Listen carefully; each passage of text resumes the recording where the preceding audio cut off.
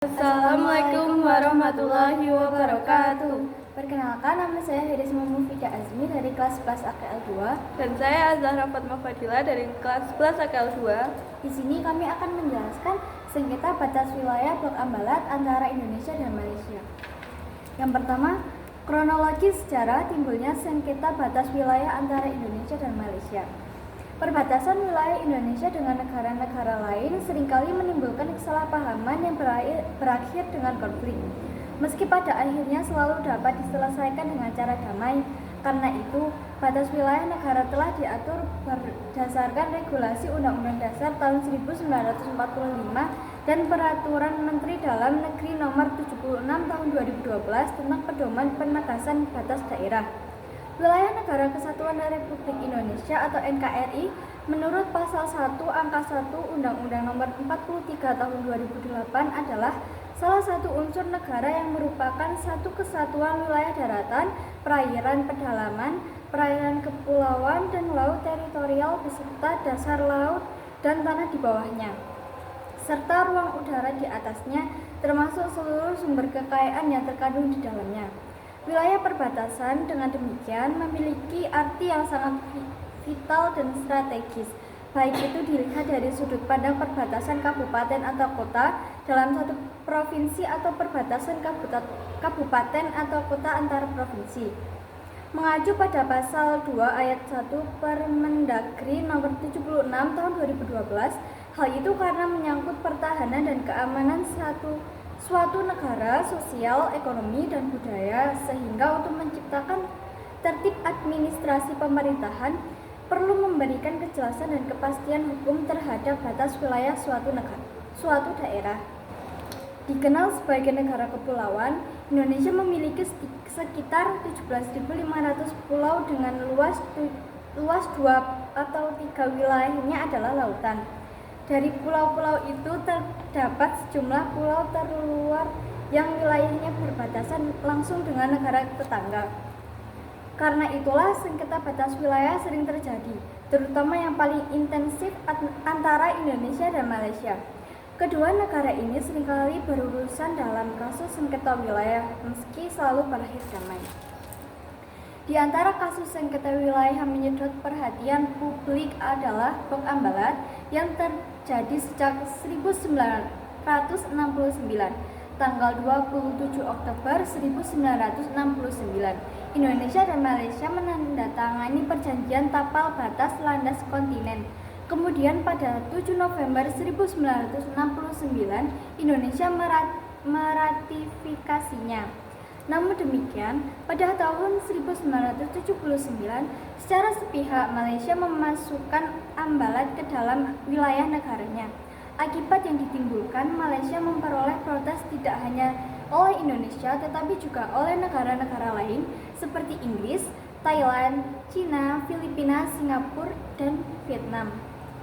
Tahun 1980, Indonesia secara tegas menyatakan protes terhadap pelanggaran itu. Klaim Malaysia tersebut oleh Indonesia dinilai merupakan keputusan politik dan sama sekali tidak mempunyai dasar hukum.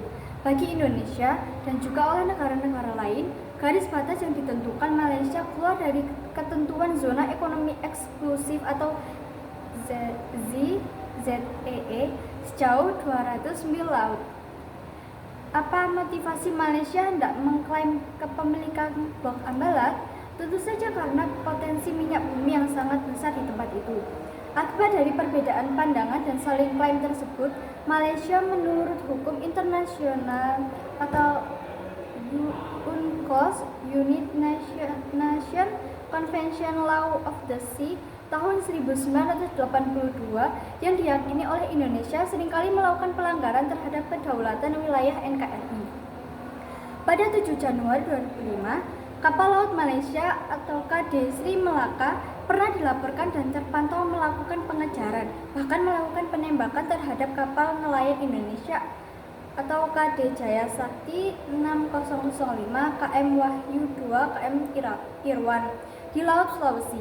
Berikutnya, pada 16 Februari 2015, Malaysia pernah mengumumkan kalau Blok ND6 dan ND7 sebagai wilayah konsesi perminyakan baru yang dioperasikan oleh Petronas, Carigali, dan Shell, padahal wilayah ini masih dekat dan menjadi bagian dari wilayah Ambalat, terutama Ambalat Timur. Berdasarkan data yang terkumpul hingga tahun 2012, terjadi sekitar 475 kali pelanggaran yang dilakukan oleh Malaysia, baik dilakukan di darat, laut, maupun udara. Perinciannya sebagai berikut. Tahun 2005 ada 38 kali pelanggaran, tahun 2006 ada 62 kali pelanggaran, tahun 2007 ada 143 kali pelanggaran, tahun 2008 ada 104 kali pelanggaran, tahun 2009 ada 25 kali pelanggaran, tahun 2010 ada 44 kali pelanggaran, tahun 2011 ada 24 kali pelanggaran, dan tahun 2012 ada 35 kali pelanggaran. Selanjutnya, saya akan menjelaskan bagaimana penyelesaian sengketa batas wilayah Blok Ambalat.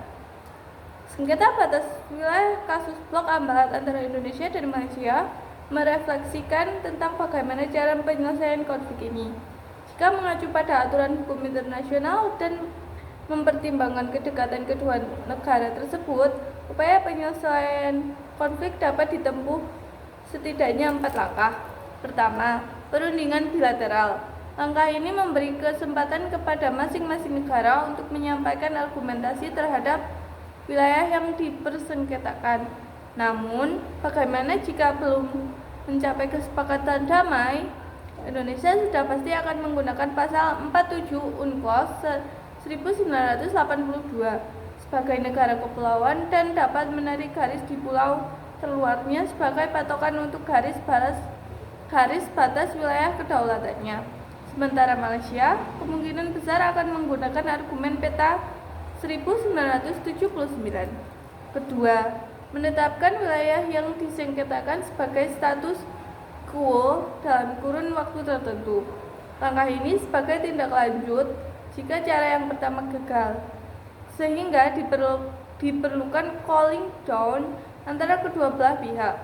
Pada tahap ini, Blok Ambalat dimungkinkan sebagai tempat untuk melakukan eksplorasi, sehingga timbul rasa saling percaya kedua belah pihak atau confidence building measure. Pola ini pernah dijalankan Indonesia, Austria dalam mengelola celah timur. Ketiga, jika langkah pertama dan kedua masih gagal, perlu memanfaatkan ASEAN sebagai organisasi regional melalui High Council sebagaimana disebutkan dalam Treaty of Amity and Cooperation yang pernah digagas dalam Deklarasi Bali 1976. Namun demikian, kemungkinan besar Malaysia tidak akan menempuh langkah ini, sebab klaimnya terhadap Blok Ambalat menuai protes dari negara-negara lain seperti Singapura, Thailand, dan Filipina. Keempat, jika langkah ketiga masih juga gagal, jalan terakhir dari penyelesaian sengketa ini adalah dengan membawanya ke Mahkamah Internasional atau MI. Indonesia mungkin saja trauma karena pernah kalah hingga menyebabkan lepasnya Pulau Sipadan dan Ligitan. Namun dalam kasus Blok Ambalat dan juga wilayah-wilayah lain, jika memang Indonesia mampu menunjukkan bukti-bukti yuridis serta fakta lain yang valid atau kuat, tentu tidaklah mustahil Indonesia akan memenangkannya. Jika dikaji dengan sesama, pasal-pasal yang ada di UNCLOS 1982 sebenarnya cukup menguntungkan Indonesia. Bukti sejarah, berdasarkan kajian ilmiah, Blok Ambalat masuk dalam wilayah Kalimantan Timur, bagian dari Kerajaan Bulungan. Itu berarti Indonesia berpeluang besar menyadarkan Malaysia kalau selama ini klaim terhadap kepemilikan Blok Ambalat sesungguhnya salah.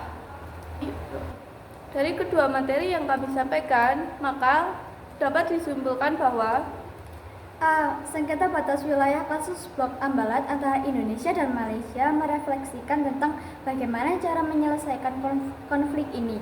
Jika mengacu pada aturan hukum internasional dan mempertimbangkan kedekatan kedua negara tersebut, upaya penyelesaian konflik dapat ditempuh setidaknya 4 langkah, yaitu perundingan bilateral, penetapan wilayah status quo, penyelesaian oleh ASEAN, dan pengadilan Mahkamah Internasional. B. Pemerintah Indonesia berupaya keras menjaga keamanan dan pertahanan di jalur laut dengan menerbitkan Undang-Undang Nomor 32 Tahun 2014 tentang Kelautan. Yang terakhir, undang-undang tersebut mengatur pembentukan Badan Keamanan Laut atau Bakamla yang diberi kewenangan untuk melaksanakan penegakan hukum di laut. Selain pembentukan Bakamla, juga mengatur pembelian kapal beserta perlengkapan senjata jika memang dibutuhkan. Sekian penjelasan materi dari kami, kurang lebihnya mohon maaf. Wassalamualaikum warahmatullahi wabarakatuh. Terima kasih.